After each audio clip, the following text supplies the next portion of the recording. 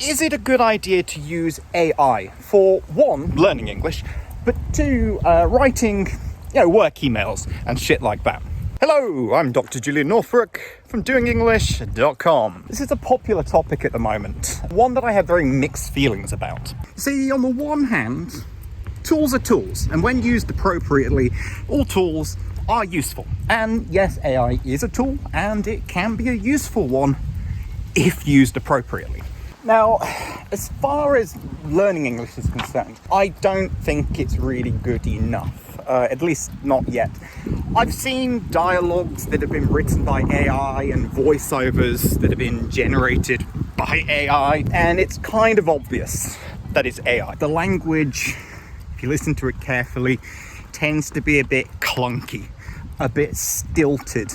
And if you listen to, several different audios or read several different things written by AI, you start to notice very clear patterns in the way that things like ChatGPT writes and phrases and words things.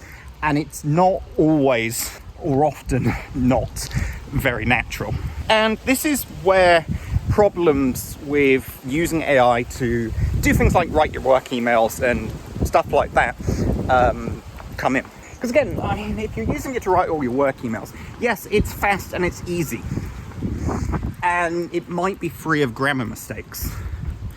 But it's pretty obvious to your clients, to your colleagues, to whoever it is that you're emailing, that you haven't written that. It's been written by AI. And aside from the fact that if you're having AI write your emails, you're not actually learning how to do it properly yourself, the biggest problem is that it's obvious that it has not been written by you. But it's you that people want to connect with.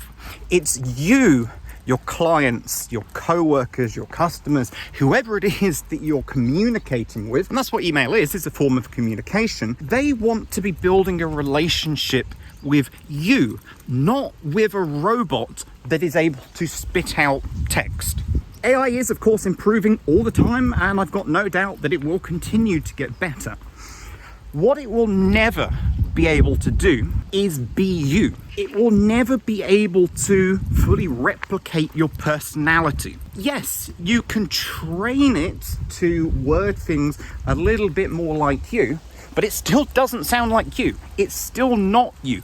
The personality, the core that is you, is missing from it. And it's the personality that people are relating to, not the raw words on page. To put it another way, it feels like you're wearing a mask, because we all have our own little quirks, our own little idiosyncrasies, little bits of our personality that make us, us.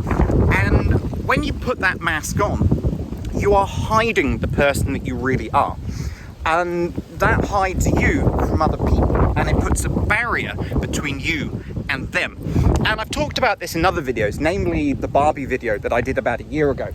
We should always strive to be uniquely us, regardless of what language we are speaking or writing, whether it's, writing for whatever, emails included. We should always try to keep our personality intact.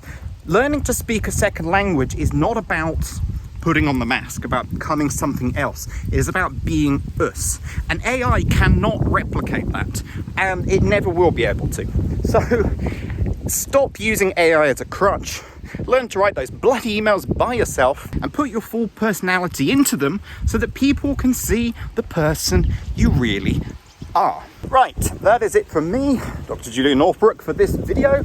If the idea of being uniquely yourself, wind is blowing my bloody hair everywhere, feels scary or daunting, click on the link in the description or do an Amazon search for Fearless Fluency and have a read of my best-selling book, or one of my best-selling books, because I've got a few, Fearless Fluency, which is all about personality and confidence and using English like you mean it. That's it from me. Bye-bye.